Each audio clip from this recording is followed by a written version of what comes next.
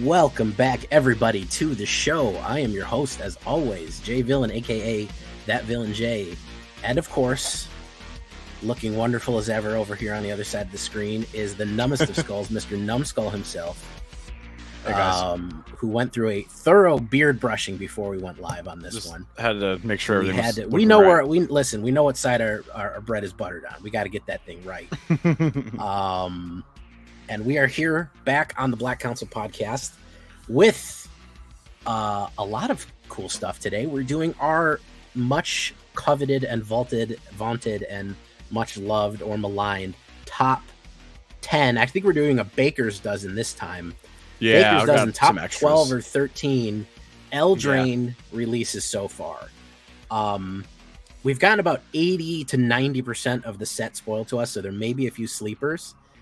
But we've hit overall, when we've done this previously, we've had a pretty good guess. We've had some clunkers that we've picked, but we also called Sheoldred being format warping from way back. So true. I think, also, I mean, anyone with a pair of eyes who's ever played a game of Magic could see that, but still, I want credit for it. But that's what we're here for today, is the top new cards coming out for Throne of Eldraine. No, I'm sorry, Wilds of Eldraine, not Throne of Wilds. Eldraine. How has the game been? Briefly, where are you at right now, Numbskull? Are you rank 5? What are you? Dude, I'm still in plat. You're in oh, listen. I don't blame you. The standard ladder. I don't know about alchemy. I haven't played alchemy ladder too much. Alchemy's the standard ladder is worse. Miserable.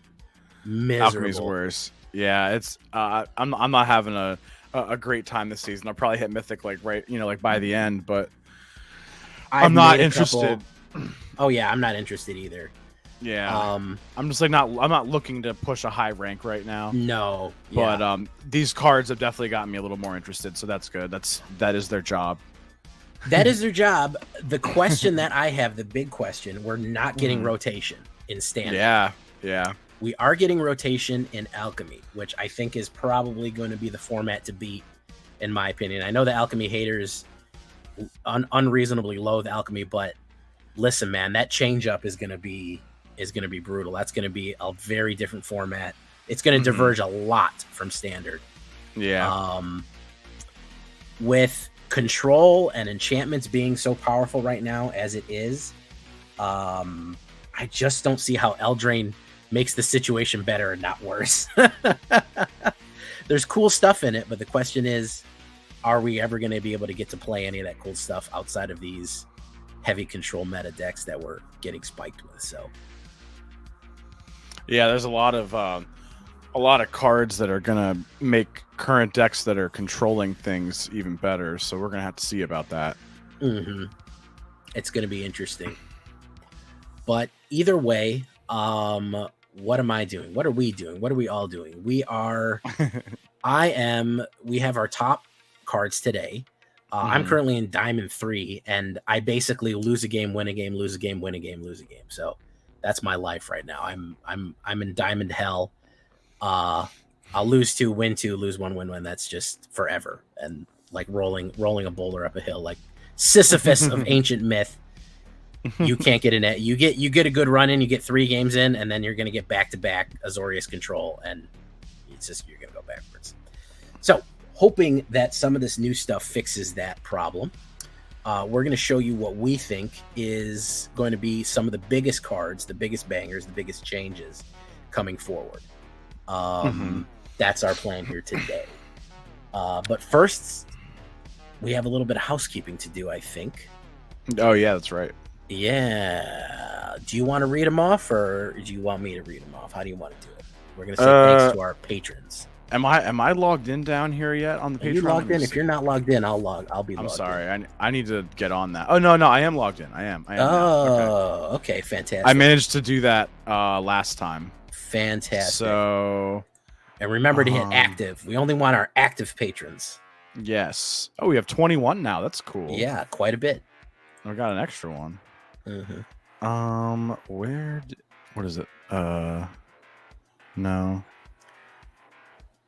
Well, maybe this is it. Audience, and then Active. Yes. Okay. Audience, then active. They changed it from patrons to audience. Okay. I know. I got it. It sounds more classy.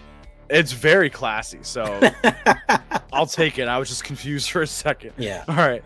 Okay, yeah. So we have 21 patrons now, so thank you all so much for this. If you're a new patron, every week we will go down and read the list. Your name will be read each week, so everybody knows that you're a council member and that you are supporting us, because we appreciate it that hard. All right. Eclipse, David Meissner, or I guess I should say Notorious D, Deadfast, Frank E, Mother of Steel, W. Taylor, Sechuan Anon, The Clash, Elvan Bream, Xylo, Jamel, Trex, Lord Gypticus, Mamulian, the Flipticus, Cassius, Nickel Nuts, H-Man, Ulfir, Dante Valentine, Clever, and of course Paradabo. Both Apel Paradabos. Yep. And we also want to say a little bit of interesting news and trivia for you. We're at our 1-year anniversary of the Black Council. This is episode 39, so I guess by that logic we have missed how many? 13. 16 episodes? 13 or 32? 13. I don't know how many weeks are in a year. I missed that day in elementary school. And I've never learned it since. So yeah, we have been going at this for a year. We really enjoy it. Most of that was missed when we took our summer sabbatical in July. But yeah, it's almost been a year. We'll have to do something for year festivities. We'll have to finally get our inter console tournament on. If you want to join that, we'll probably put up some flyers for that, and we'll do an inter console tournament, a little bit of gaming with some new Eldraine cards, and we'll have some fun with it. So cheers to a year. Yeah, it's been a fun awesome. It's been a fun run. Yeah, I never thought that, something. I mean, I thought that people like some people might watch us, but I just never thought that it would stick and be a thing. Oh the way yeah, that it has. Yeah, I think so. I'm incredibly thankful.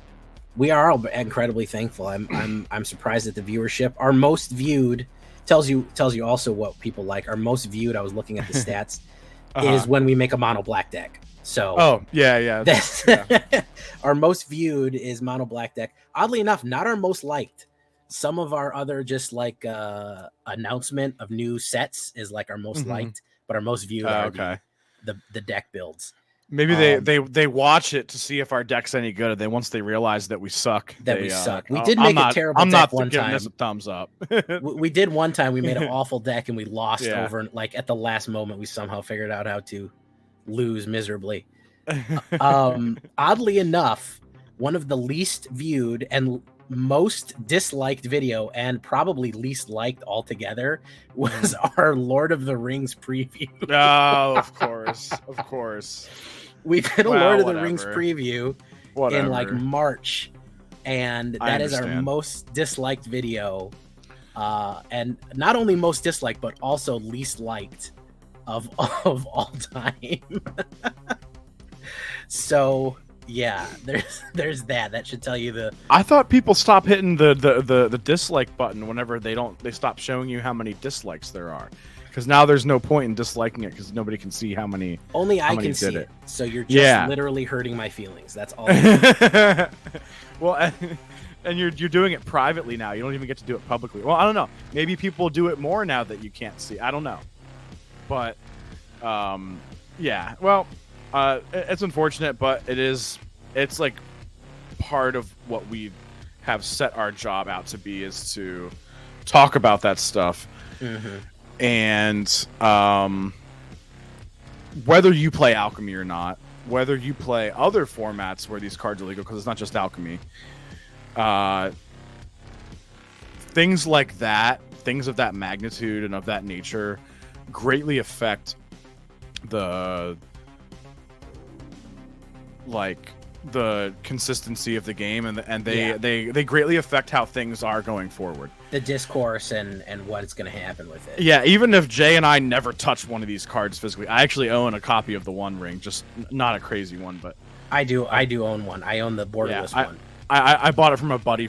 He pulled it, and it was his second one. He gave it to me for like $20. I was like, okay, sure, I'm not going to say no to that, because it's like a $40 card, so I wasn't about to turn that down. But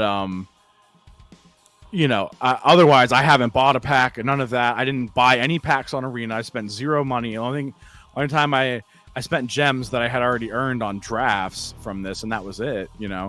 I wasn't particularly interested in getting a lot of the cards myself. I don't even, other than Bowmasters, I don't think I really, and like Nazgul and obviously the One Ring itself, I don't play many of the cards.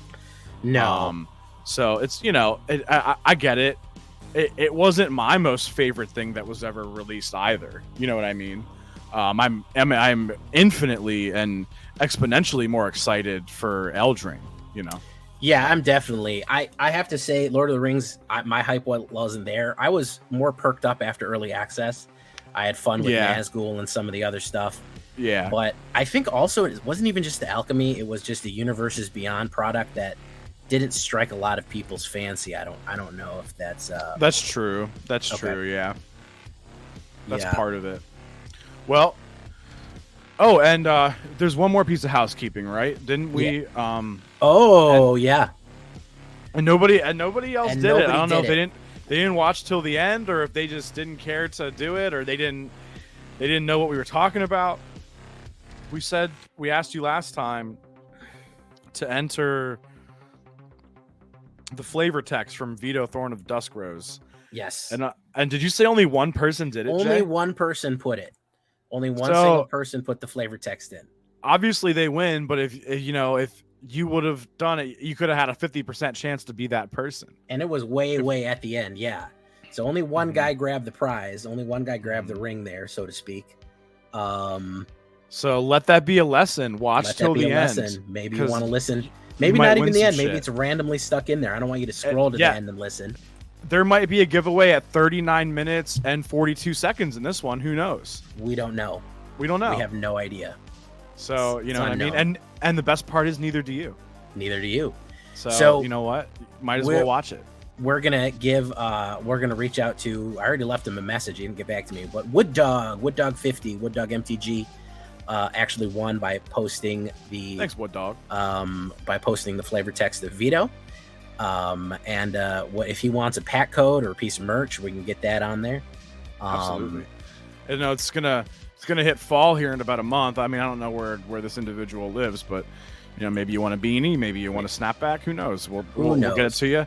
Maybe you want one of these Eldraine codes when Eldraine comes out. We got you, bro. Yeah. Either way, that's great. But yeah, so keep an eye out, keep an ear out, because we are going to be maybe doing a secret prize as we go. As we do our top, what are we doing? Top 12, top 12. Baker's Dozen, delicious food, Baker's Dozen, delicious Baker's Dozen of Eldraine. It makes me think of food. I'm kind of hungry, man. We're going to have to, get through this shit. No, I'm kidding. I actually, last night when I rated your stream, you were like, all right, let's go. I'm going to play Magic and eat Cheetos. And I was like, fuck, I want some Cheetos so goddamn bad. Oh, dude. Yeah, it's just, they're better than the crunchy ones, man. Like, they're better. Like, I don't know. I feel like a little less bad about eating those than I do like regular chips. And a little less greasy. I mean, I realize they're still fried, but yeah, it's like a little less grease. Apparently, the spicy ones have like embalming fluid in it or something like that. From what have you ever heard that? I've never heard that. Cause, dude, have you seen the videos where people like light them on fire? They will you can light it and it'll stay lit. It won't just burn it. It'll continue to stay lit. It's probably just like the corn oil in there, wouldn't it? It's probably some type of oil. Yeah. But there are claims that there's what's the actual word for embalming fluid? Formaldehyde. Formaldehyde. Yeah, they say that there's freaking formaldehyde in there. So that's something.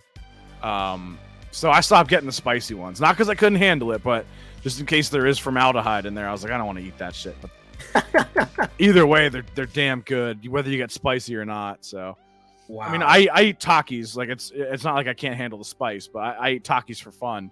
I'm a menace, But yes, yeah, I'm definitely hungry, but that's okay. We're going to do these cards. And we're not going to think about food tokens.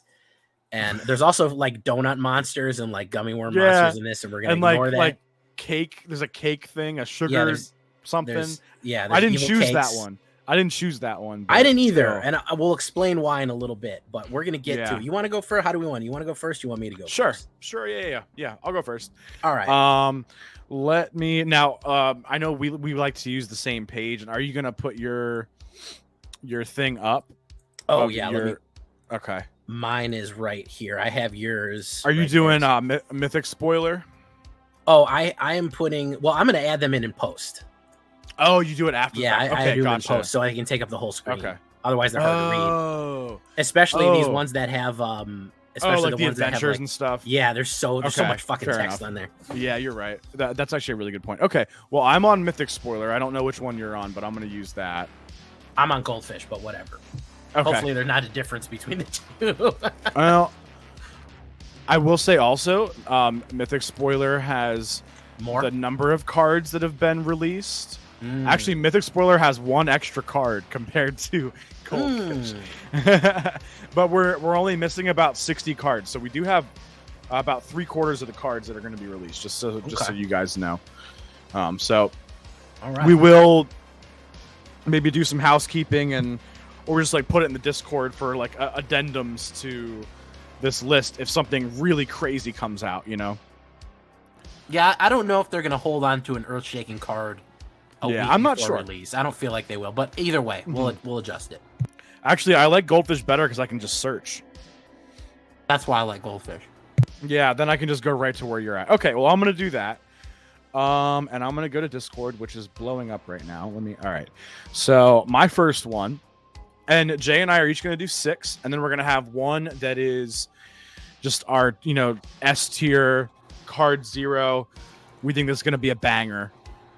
Or it's just like exemplifies what the council is about, just a combination thereof.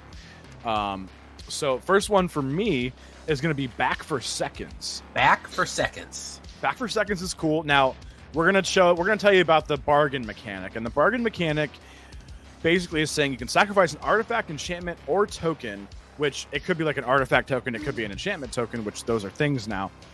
Token could also be a creature. It could be a planeswalker. It could be, I don't even know what else there is. And whatever else, treasure token. It could be any of that stuff. You sack it, and your bargain's gonna give you.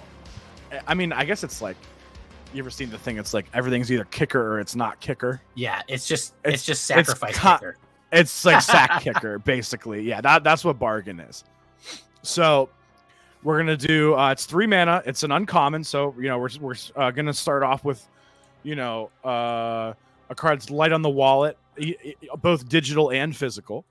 2 colorless and a black as an uncommon, and it's going to be return up to 2 target creature cards from your graveyard to your hand.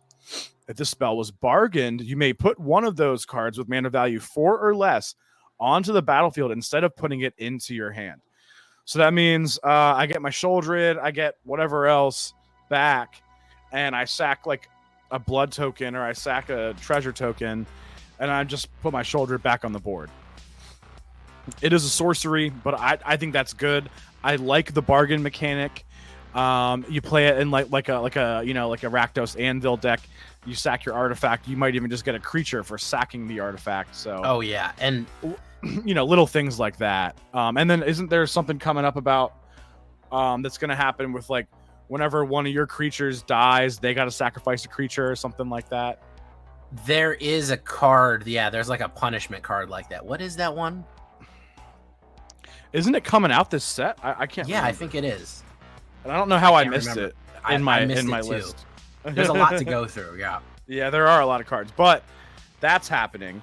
So because of that, I think that you can, obviously we already think it's not going to be a big deal to sack something. No, but it's good. Sometimes you actually might want to sacrifice something. Well, it's gonna turn into we're gonna have outlets where it's actually gonna be rather beneficial to do so, I think, and we're gonna have some uses to make it more and more beneficial as we go along here.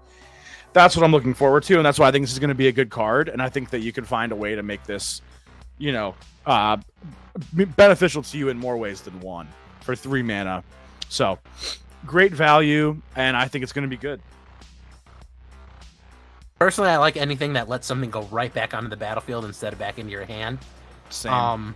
And then you still get another card in your hand for next turn anyway. Exactly. And we're talking about putting out turn 3 Sheldrids or Archfiends or Obliterators at this point, because it's anything 4 or less. So if you line up if you get a good line on your opening hand, you can play, mill, sacrifice, play, mill, and then sacrifice and immediately put a big boy out. And that's a lot of pressure early on. So a lot of play in that one. I really do like that card. It's a very good point. Yeah. And I think it goes, it mixes well like Golgari, Rakdos, Dimir even. And of course, just your regular mono black. Could probably make it work in Orzhov too, Yeah. So yeah, completely legit. Total package. Yeah, I'm into it. I think it's a good starter for us here. All right. Well, my first pick is not necessarily something that I think that I'm gonna play a lot, but you need to know about it because it's gonna be out there. Yeah. And that is called Moonshaker Craterhoof. It's actually called Moonshaker Cavalry, but it is the white Craterhoof Behemoth. This is a 8-drop, and you're saying, well, an 8-drop, that sure is late in the game to play. We just told you there's Resurrection in the game. Everybody knows that there's Reanimator decks in the game. What this does is 4 white and 5 6/6 flying. When it enters the battlefield, creatures you control gain flying and get XX until the end of turn, where X is the number of creatures you control. That is a 1-turn knockout. If you run that even in a tokens deck, and you're going wide by turn 5, all you have to do is resurrect that with with anything that returns a creature card to the battlefield. What is it? Cruelty of Gix, not Cruelty of Gix, but Gix is Cruelty of Gix. Cruelty of Gix. If you've milled it, if you've done anything to it, any type of way, instantly put it on the battlefield. It doesn't even need to attack. The fact that everybody +X+X. I'm especially thinking of mono white tokens where you have 6 7/7 tokens swinging out for flying. Nobody is going to be able to block that.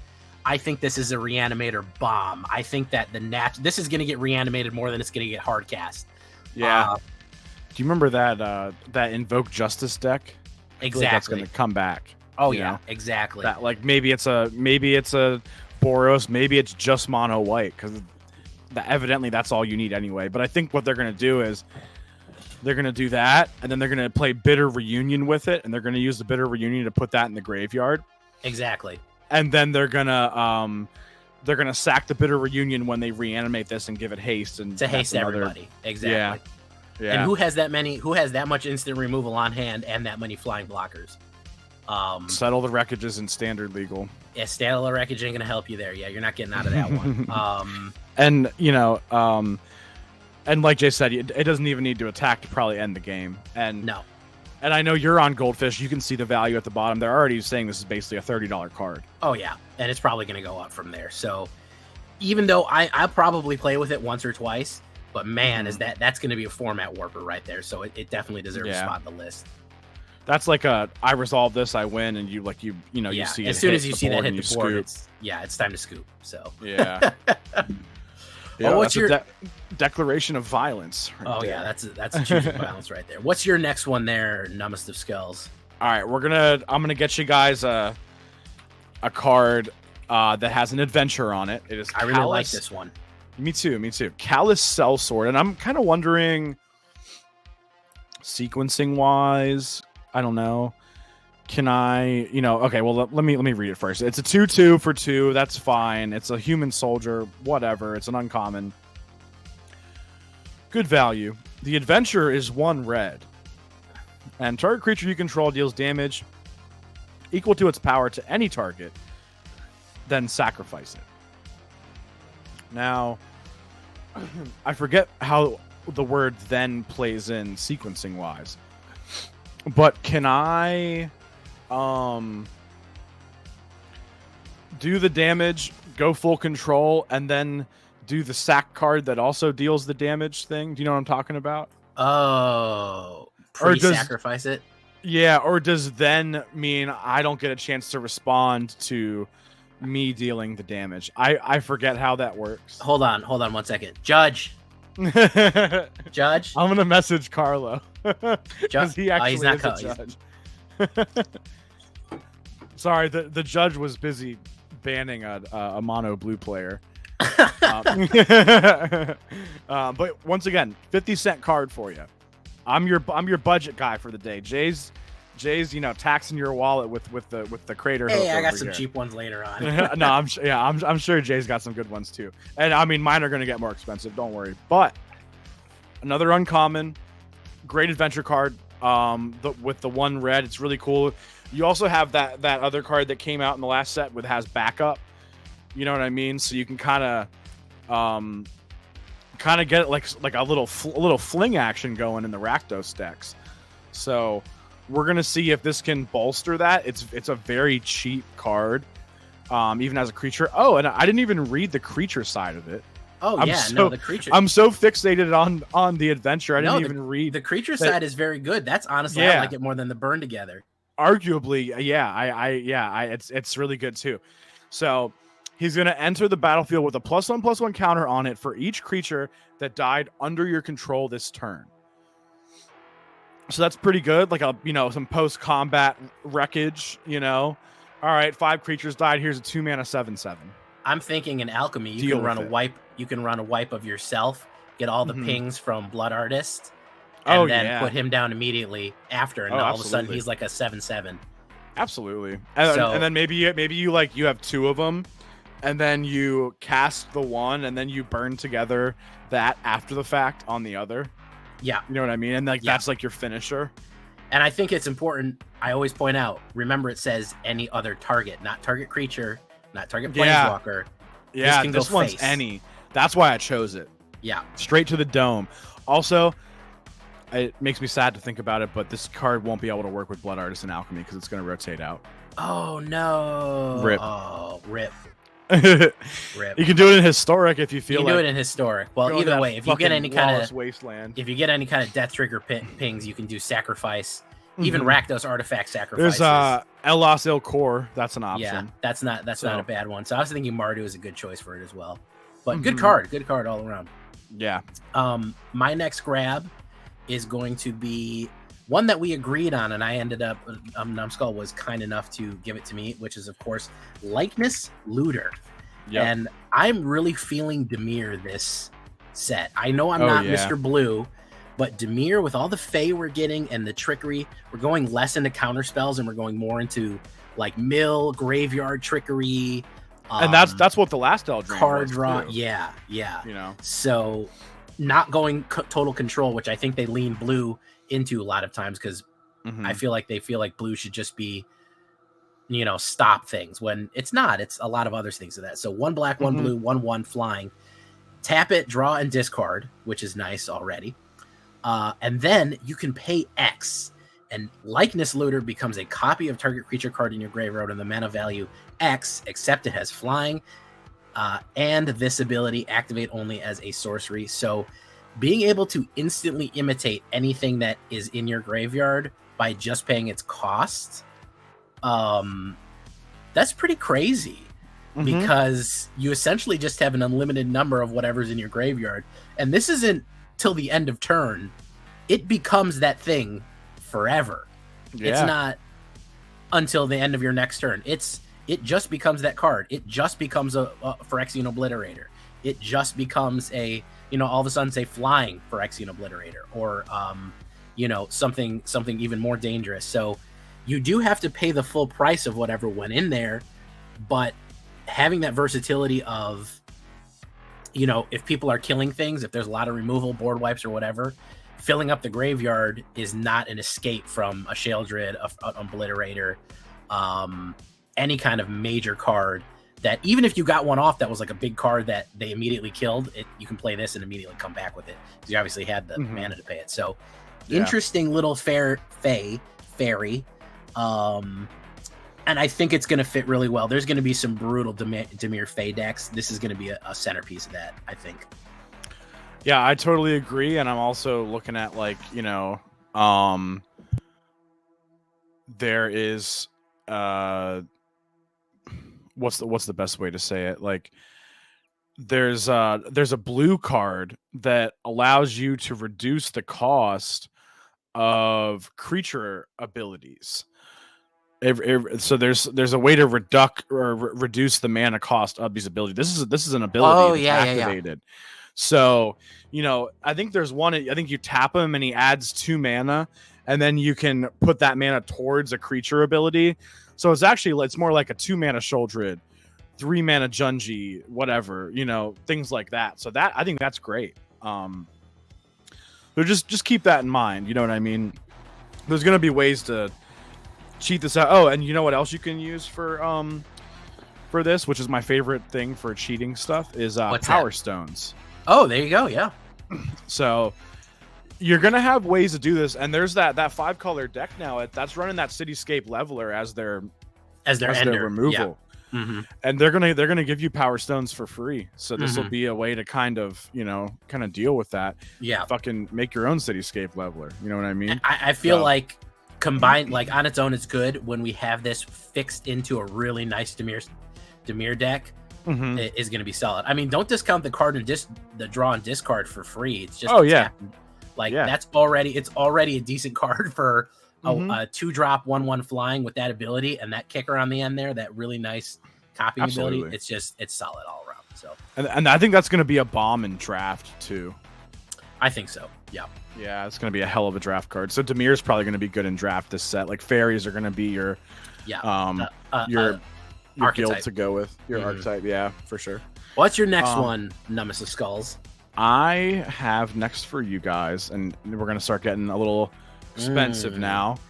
I don't know. I didn't check the actual value. Okay, it's expensive.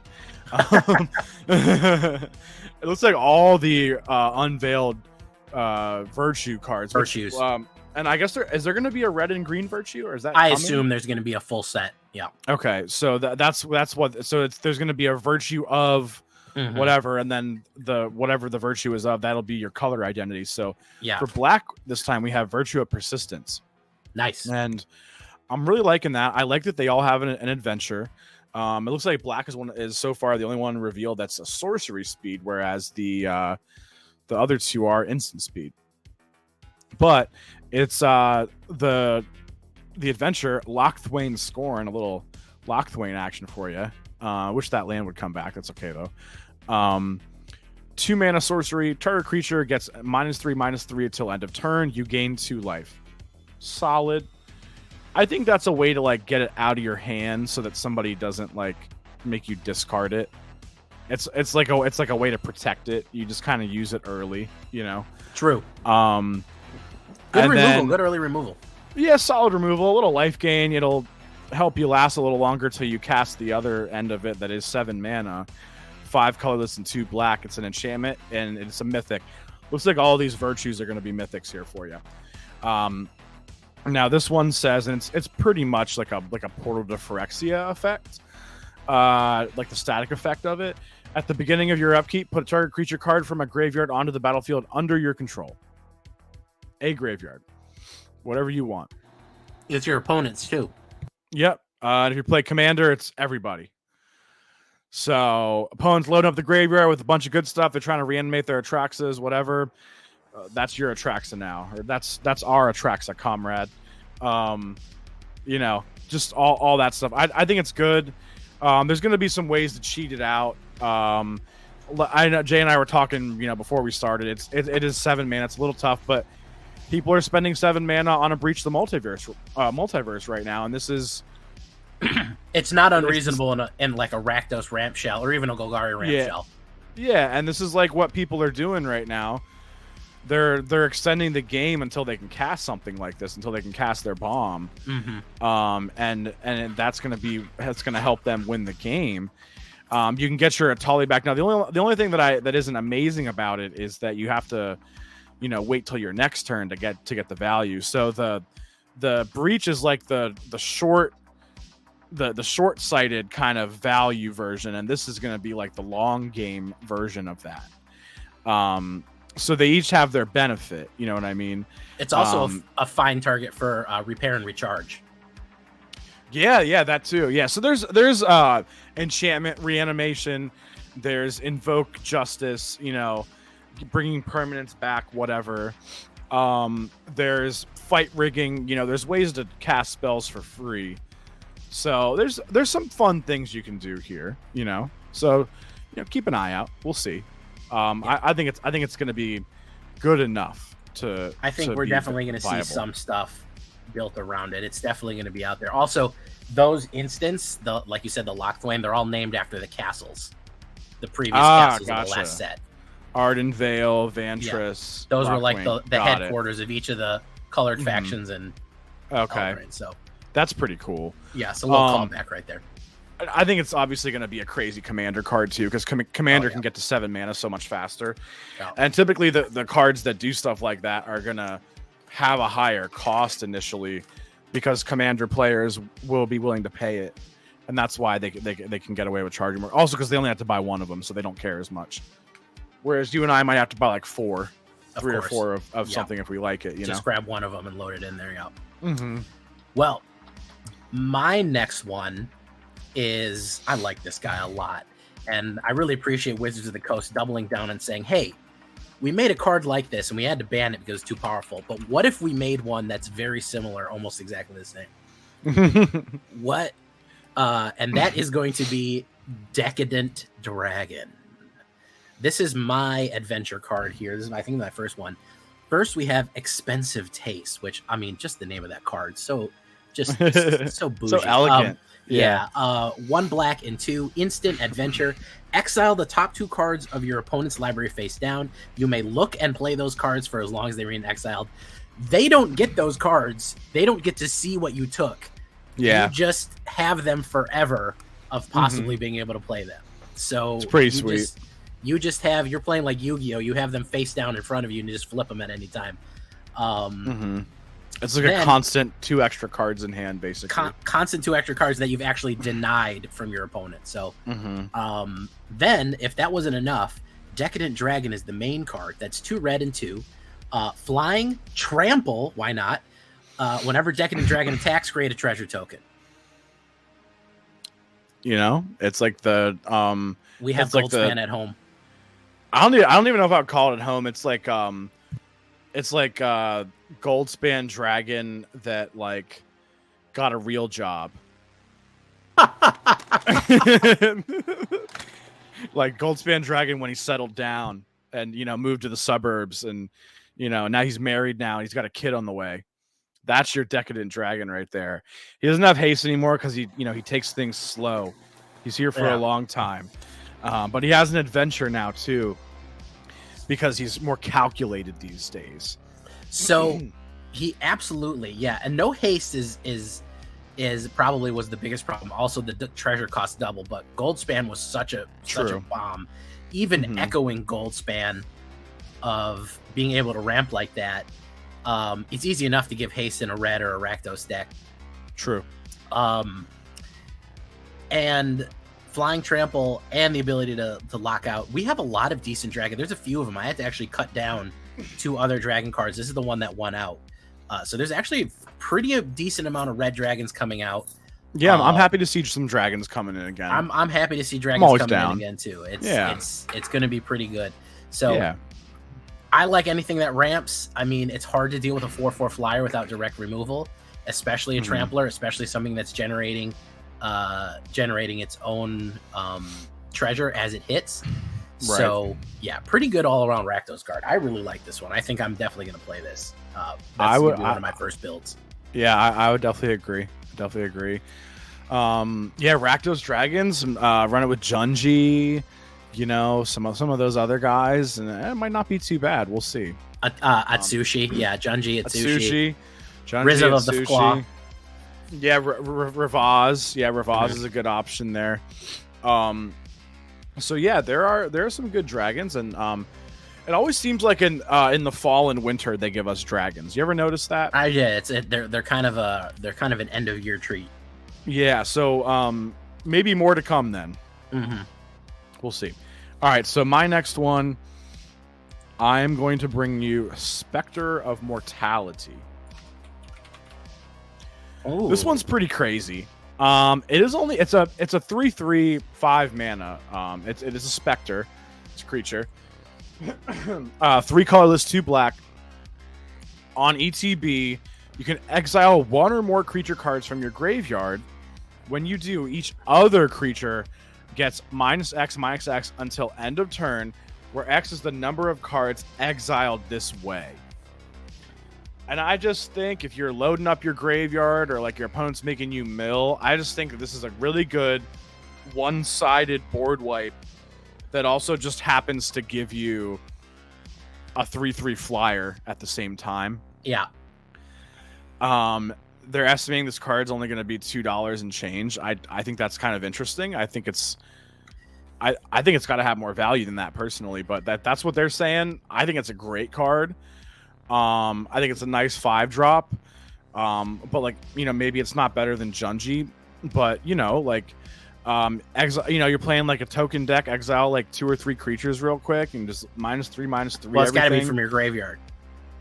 Yeah, so you exile like 2-3 creatures from your graveyard. You know what I mean? -3/-3 everything. Well, I think that in a self mill, this is probably key here. Because if you're milling out to get your things, there's probably a bunch of junk in your graveyard you don't need, and you can clear a board pretty quick and be in a nice position to swing in. Yeah. This is good. It's definitely like kind of giving us ideas. As we're. It's intriguing the deck brewer in us. So I'm telling you that Dimir self mill is going to be something to mess with, man. That's my prediction. I like it, and I think Golgari could be like that too, because Golgari has a lot of cards that have mill stuff, and exactly. So I think Dimir and Golgari can be kind of legit here. Definitely something to keep an eye on. My next one is, we fought over this one. I won out though. Lich Knight's Conquest. So good. Only going for 350 right now, which is, I think, crazy. I mean, it's a 5-drop. It's only 1 black, so it's going to slot easily in any kind of multicolor, even a triple color. This is another like Craterhoof Behemoth. This is a GGWP. They're done. If you're running a token deck or anything where you've built fodder, you've done a self mill, you've done fodder. You basically play 1 black and 4. You play 5 total. Sacrifice any number of artifacts, enchantments, and or tokens. Return that many creature cards from your graveyard to the battlefield. I mean, come on. Talking about in an Orzhov, return Craterhoof, return a Sheoldred, return a, you can return 4 or 5 permanents. That many creatures. I mean, return that 4 or 5 creatures for back. 5 mana. Yeah. For 5 mana. You just have to do like Haunting Voyage to be able to get that kind of value, man. Oh my goodness. You telling me I could get a Toxrill, a Sheoldred, and a Phyrexian Obliterator back in 1 turn by sacrificing 3 tokens? Yeah. Come on. Come on. What are we talking about here? That is a ridiculous combo play that we can play on the end. And again, like I said, it's just one of those GG cards that if you set up the line right and you hit it, people are going to be like, damn. Oh, no. Yeah. I mean, it's one of those things. If they don't hit exile, they're done. That's why I think they should ban Farewell, but that's a whole other story right now. Also, it's called Lich Knight's Conquest and has a bunch of Death Knights on it, which I think just wins it points right there just for being awesome.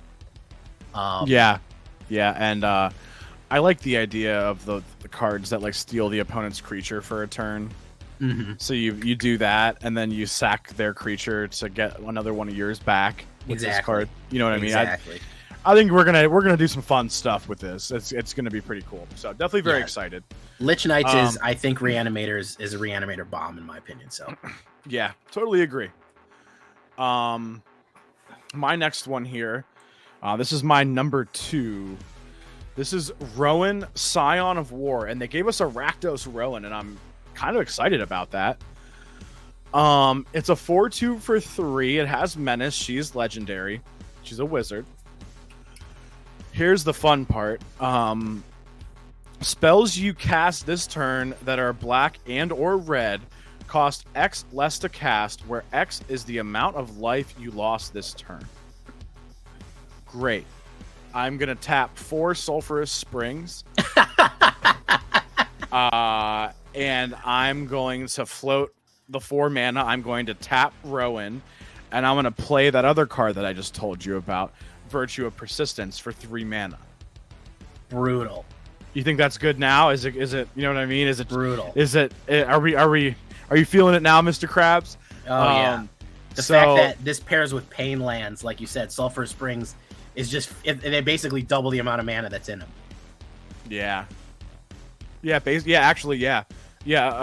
Pain Lands can effectively give you 2 mana. So in your your Mardu deck, whatever, your Lich Knight with the X less, that you could make that cost 4 less.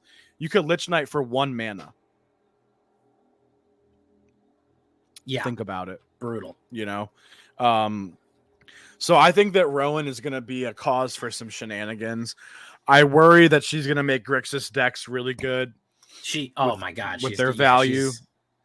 It's good that they banned Fable now, I think, based on this, because I can't I can't have you getting treasures that easily and doing this. You know, I just can't do it. I just can't do it. So, yes, this is great. Now, it does say activate only as a sorcery. So you're not tapping it on your opponent's turn. Just keep that in mind, you know? Mm-hmm. Something to remember. Also, just in the story mode, she turned dark. She's turning dark after Phyrexian Invasion. She accessed black mana. And her brother, what's his face? I forget his name. Yeah. His name is Will. Oh, W-Y-L-L. He went to white. So they're they've diverged. They also got desparked from the invasion. Oh, that's why she's a creature now. Yeah. I see. Yeah. Okay. She's on like a weird path to restore Eldraine because it was their home. And she's like, I gotta find this super powerful secret item that's gonna do it. And he's like, no, we have to do it through unity and love each other. And that's why he's turning white. And she's like, I'll do anything to do it. And she's turning black. Ah, I see. So they're kind of diverging there because they for a long time they literally shared a spark. They planeswalked together. Like they couldn't go anywhere without each other. So because they were twins. So apparently sparks are genetic. I don't know how any of this works. But interesting side note there, just about her turning kind of, as you said, accessing black mana and turning it dark. Fun times there. That's pretty sweet. So that was your Scion of War. My next one, I'm actually switching because I don't want to be at my number one. I'm going to do Return Triumphant. Okay. And this is where I'm going to give you some value here. This is a common card. It is worth 40 cents. Okay, a full playset of this is $1.60. 1 white and 1. Return target creature card with a mana value of 3 or less from your graveyard to the battlefield, and create a young hero role token attached to it. So this is our introduction to the role mechanic of Eldraine, of the new Eldraine set. And the fact that I can, as I know it's not instant, it's sorcery, I can bring a 3-drop back instantly, give it +1/+1, and if it attacks, it gets more power on it. If its toughness is 3 or less, it gets +1/+1 when it attacks. That's what Young Hero Role is. A Young Hero Role is a role. It's an enchantment new to this set. There's like cursed. It's basically fairy tale roles. It's a trope that you represent from the fantasy universe. So are you a monster? Are you a hero? Are you a royal? Are you a wit? Whatever, sorcerer. Young hero is like the intrepid young guy going out. He's going to go on his training arc and do anime stuff and punch people with power friendship. That's what young hero is. So a reanimator card doesn't even bring back to your hand instantly on the battlefield with a +1/+1. Love it. I love it. Yeah. It's very powerful for a white card. I'm trying to think. You can even chain stuff with this, like what's that one called? Extraction Specialist. Where you can bring back Extraction Specialist, which brings back another card. Yeah. So you could run reanimation chains. That's a 3-for-1. Yeah, exactly. You could bring back a lot of any kind of 3. I mean, there's a lot of 3-drops that are worth bringing back into the game. You can bring back Rowan instantly in a Mardu. True. True. So there's a lot of good applications for this, and at that common value, it's going to pretty much bump up anything. You know, it's a great one to bring up that gets killed a lot of times. Also, what I originally thought about that, Brutal Cathar. Brutal Cathar will instantly exile somebody as soon as you bring it back, and it'll be 3/3 now. And people kill them all the time because they want their card back. So imagine somebody you play Brutal Cathar on somebody, he kills it, they get their card back. Next turn you resurrect it for 2 more. You know, they're gonna have to figure something else out. So I like that. I'm the whole time I read it. Well, I'm thinking of the card Can't Stay Away, which does the same thing. Very similar. Without the, but it's that the mana is more specific. So this allows the mana to be, you know, more casual when doing it. You can play this in mono white. Of other places. Yeah, and I'm actually picturing this in Explorer and Pioneer decks that play Greasefang. Oh yeah, brutal. They like to use Can't Stay Away to reanimate the Greasefang. And this is maybe a new trick for them that is a little easier on the mana, which could make it more likely that they get their Greasefang on the board more often, and then can do other things. So, yeah, I think it's a really good choice. As a common, I think it's crazy. It's going to be crazy value, an easy add to some of those decks. Oh yeah, absolutely. It's a hard card. It's hard to beat, and maybe it's not, like I said, in all situations perfect. But man, at common crafting price and at 40 cents. Yeah, it's a good. I mean, it's a consideration, man. Yeah, let's do it. All right, you ready for my number one? Number one. Let's hear Numbskull's number one. You can't put a tutor in the set and not have me. So we're gonna do Beseech the Mirror. It's gonna be a colorless and 3 black mana, so very, very hard devotion towards black. Reasonably though. It has the bargain ability. So here's what we're doing. We're going to search the library for a card. We're going to exile it face down and shuffle. If the spell was bargained, you may cast the exiled card without paying its mana cost if the spell's mana value is 4 or less. Put it into your hand if it wasn't cast this way. So I think the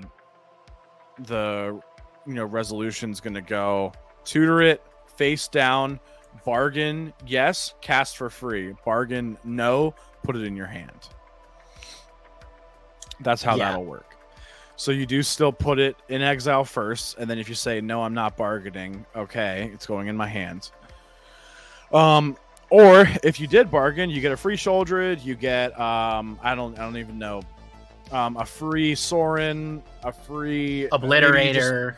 Free Obliterator. Maybe you just needed removal. There's your removal. I don't know if. So, you do need a bargain as the spell is cast. Yeah. That's how you get that ability. Yeah. So it could just be your removal. It could be your blot out. To get rid of like a planeswalker or something.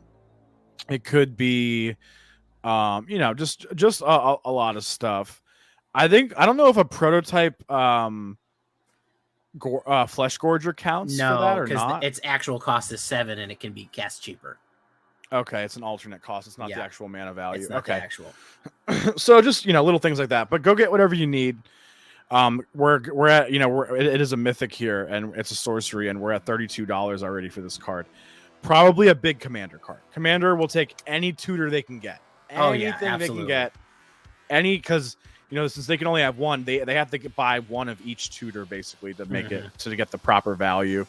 So they're using Vampiric, Demonic, Grim, and now they have Beseech the Mirror. And I think there's others, but they're doing all that stuff. And the fact that you're not taking life to this, you're just sacrificing an enchantment token. That's big. Yeah, is that there's not really like any downfall to it other than like mana cost. Yeah. But even Grim Tutor was like that would make you lose 3 life for only 1 less mana. Now you're talking about casting the spell and spending 1 more and not losing any life. So it's let's do it. So a fresh tutor for that's going to be standard legal for a while. I like that too. Yeah. So interesting combo here. My final one is a reminiscent of a card that I used to play a long time that people hated me for. Back when I used to be a hardcore Dimir player. And this thing is kind of, I would call it the anti-tutor. It's the antithesis to the tutor that you made. Mine is called The End. Beautiful. I feel like this card has flown under the radar, and it's only $2. 2 black and 2. It costs 2 less if your total life is 5 or less. Check this out. Exile target creature or planeswalker, search its controller's graveyard, hand, and library for any number of the card with the same name, and exile them. That player shuffles, then draws a card for each exile card this way. I don't care about forcing drawing card. I'm probably going to make you punish you off that by playing Sheoldred, so that's actually a bad thing. This destroys a deck. If you are relying on one specific card or one specific thing, a planeswalker or a creature, to win you the game. Speaking of which, Sheoldred ring combo? No Sheoldred ring combo. No more. If we're taking in an alchemy and we're saying, guess what? You don't get Sheoldred for the rest of the game. Enjoy your ring. You're not gaining any life off of any of those ring draws anymore. Yeah. Brutal hit. If you're relying on, you're saying, oh, I want to play an Ashiok deck. Guess what? You don't have Ashiok anymore. Try playing your deck without it. And those, and these effects have historically been something that you do on your turn, whereas now this is instant speed. This is an instant. Yeah. This is reactive. So somebody says, okay, I finally put down my whatever. You say instantly, take the rest of them out of the game. Immediately no. For the rest of the game, they're gone.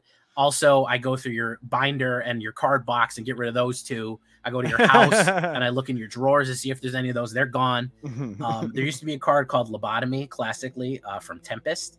That was look at player's hand and choose any other cards in a basic hand, and you choose their hand library, and all of them remove them from the game. That was very similar to Lobotomy, which I used to play a lot in my hand ripper discard Dimir deck back in the day. Shout out to all my old school Lobotomy fans.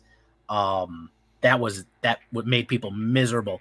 To tell somebody at instant speed you cannot play with this card for the rest of the game, people are going to demoralize. They're going to scoop. They're just going to go, okay, never mind. I'm done. No. Emperor, Wandering Emperor. I play my Wandering Emperor. Guess what? You're not playing any of them for the rest of the game. That just makes me happy. I would hunt Emperors just doing that. I just so I could play the end on the Emperor as I do it for the rest of the game. So brutal card. I feel like they're giving us some good firepower against a lot of the shit that we don't like. Yeah, so I do appreciate that. We are swinging in for a lot more. But I think everybody's getting firepower, though. You know, everyone is getting firepower. It's not as OP, I think, as the last Eldraine. We don't have the Ember Cleave, but either way, still very, very good card. Very excited about playing it. As you can hear the excitement in my voice about exiling people's planeswalkers and all planeswalkers forever. Love it. It's going to be super exciting for me. So that is our top 6. We have 2 more to go. We're almost at the end of the podcast. Thank you for sticking around. Yeah. Of course, maybe we should say our secret code right now before we get into the honorable mention and the final card. Yeah, let's do it. What should the secret code be today? I think we could probably swing a pack code for somebody here. Yeah, I think we can do a pack code. Let's do this. Let's announce our card 0. Card 0. And if you comment the artist of card 0, the regular standard art, regular art version of that card, everybody who enters that will be entered to win a pack code. Yeah, let's do it that way. Easy to find out. You just got to look it up. So honorable mention. Do you want to do the honorable mention, or do you want to do the tier 0? Let's immediately go tier 0. Then we'll do tier 0. Okay. Actually, I lied. Let's do honorable mention first. Honorable mention. I don't know if we're going to spend a lot of time on it, but we do want to mention. We talked about Dimir before. Talion the Kindly Lord. Pretty cool. In my opinion, we're gonna have to wait and see whether or not this pans out. It could either be a banger or it could be trash. It could never work, or it could work brutally. And we're talking about Faye Dimir. It could be the new hotness. It could go the other way. I think it's cool. We both think it's cool, but We're going to have to look in early access to see if this one is going to be what you actually do with it. Because you have to pick a number between 1 and 10. And then whenever they cast a spell with that mana value, power, or toughness equal to the number, that player loses 2 life and you draw a card, which is cool mechanically. But I guess you would need like a turn 1 duress to see people's hands. Oh, good in best of 3 too. Yeah, good in best of 3. Good in best of 3, Italian. I don't know if it's going to make it, but that was we wanted to mention them. And in the fairy list, there's also like a great value Thoughtseize as well that you could get benefit from if you have fairies. So that's a thing. Which we didn't choose that card because we're not big on the fairies over here, but there is something that's like has a Thoughtseize effect for 1 mana if you have a fairy. It's like full value, so that's something to keep an eye on. Absolutely. So this would fit in with that. Absolutely. But yeah. So that's Talion, a 3/4 flyer for 4. Not a bad card. That might do something. We're gonna keep an eye on it. It's on the watch list. We're gonna put it that way. Yeah, keep an eye on that one. Yeah. But so all right, let's go our to tier the zero. Tier 0 Shaker Breaker, previously held by Sheldred. We had Sheldred in the spot, which I think we can be counted as saying we were correct about that. Is going to be. You want to announce it, or you want me to announce it? I'll do it. Yeah, it's cool. This is going to it. be Ariette of the Charmed Apple. 3 mana. It's a mythic. She's legendary. She likes them apples. She's a 2/4, colorless, white and black, human warlock. Notably, a woman name, but listed as a warlock and not like a witch or whatever. Interesting, because usually, warlock I don't think is witch is an archetype. All witches are considered warlocks, aren't they? I would say, maybe they're just going like gender neutral on us, which is totally cool.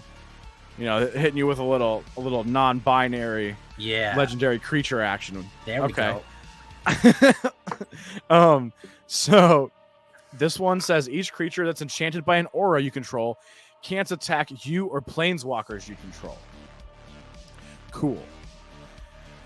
Then at the beginning of your end step, each opponent loses X life and you gain X life, where X is the number of auras you control. So I don't even know how much I care about the top part. I really care about the bottom part. The top part's cool and all, but come on, that gain X, lose X. I think Jay and I were talking. The roles are considered auras, just so you know. So that's where you're like, oh well, what the hell, guys? There aren't a lot of auras this set. Well, there are. You just got to play the roles. So if you do the roles, that's pretty cool. Also, great flavor text. Hush now. I need your beauty sleep. I like that. Still, I think you were right though. The flavor text should have been, "How do you like them apples?" Yeah, just something like that. I know it's just brutal, just leaning into the corniness to the nth degree there. If you're gonna put, because otherwise, why is the apple in there? What's going on with that? With the charmed apple? It's the Snow White reference, I think. Oh, okay. It's the whole thing is the fairy tale. So yeah, gain and drain. First of all, she's only 3. She's out of close burn range, meaning meaning that you can't hit her with a lightning bolt and kill her. So red is going to kind of struggle with her. Yeah.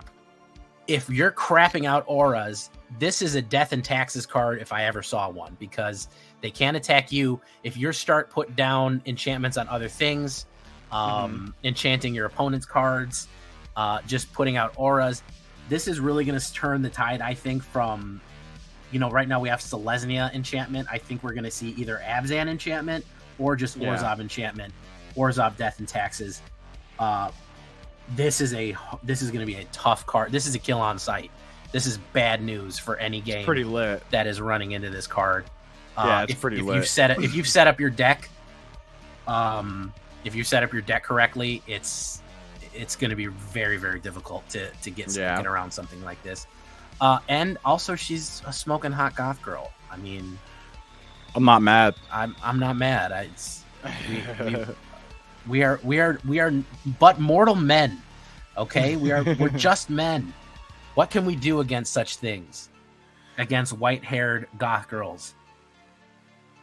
whatever they want us to do. But That's what basically, that's what we can do. Exactly. Also, the artist, if you're wondering, is Magali.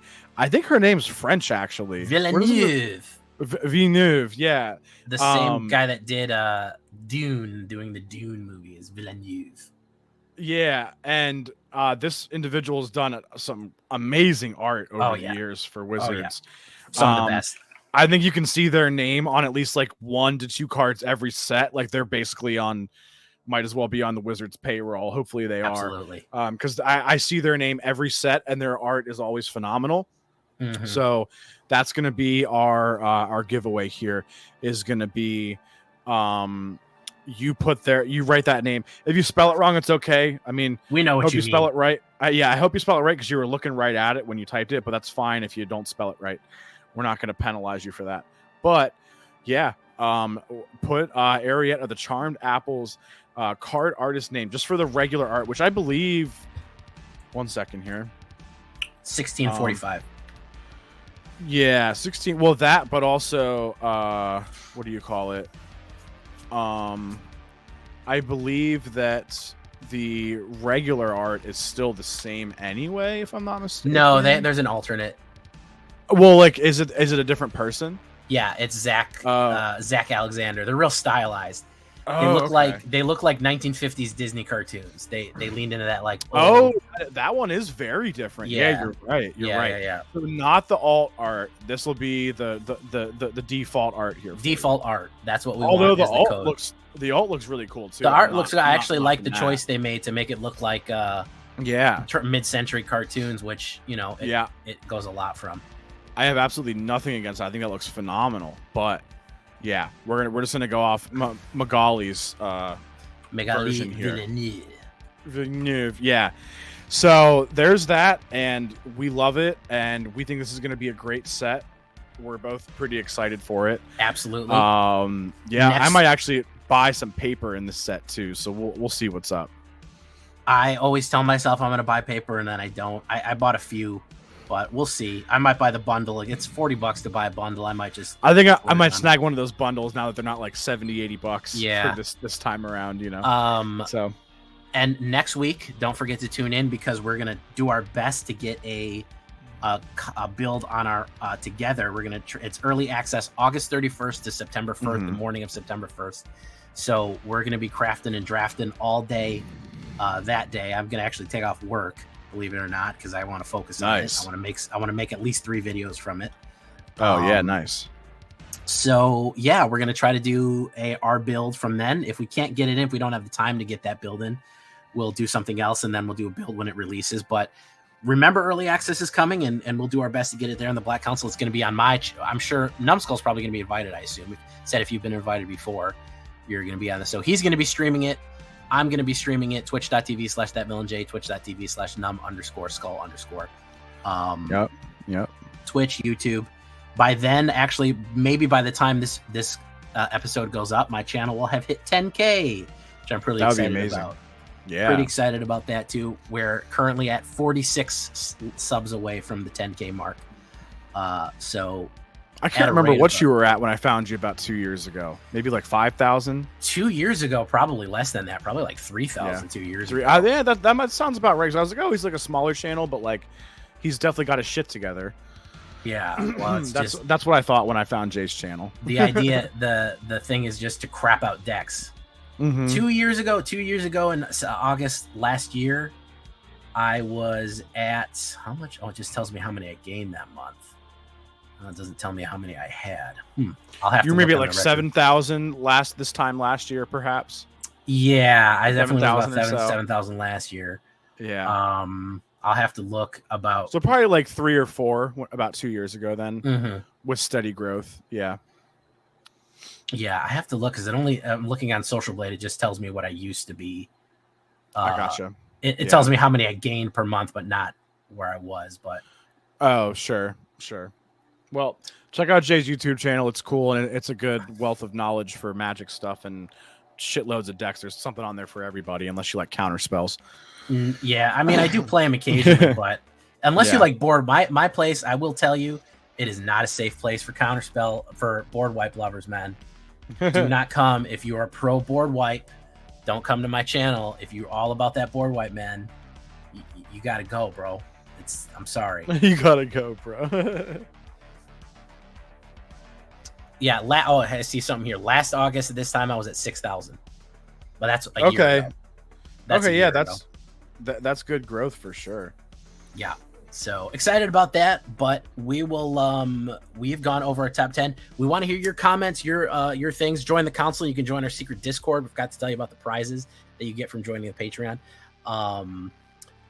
You can get all the builds. You can get all our ideas. I want to hear comments. What do you like? What do you not like? This will be going live. There'll be a live chat next to it. So hopefully you're chatting live and telling us what you think of these cards. Leave comments. Let us know. Talk to us in the Discord. We're excited for Eldraine. We hope you are too. But I think that's it for today. Yeah, we appreciate you guys being here, and let us know any cards that you might be excited for, or if you think we missed one and we didn't do our job right, let us know. We'd like to hear what you guys think too. Yeah, and if you want to see a specific build from us, let us know become a patron, and let us know in the Discord. We'll try to build. Absolutely. It for you. Hell yeah. All right, guys. I'm going to call this episode of the Black Council to a close. Thank you for coming.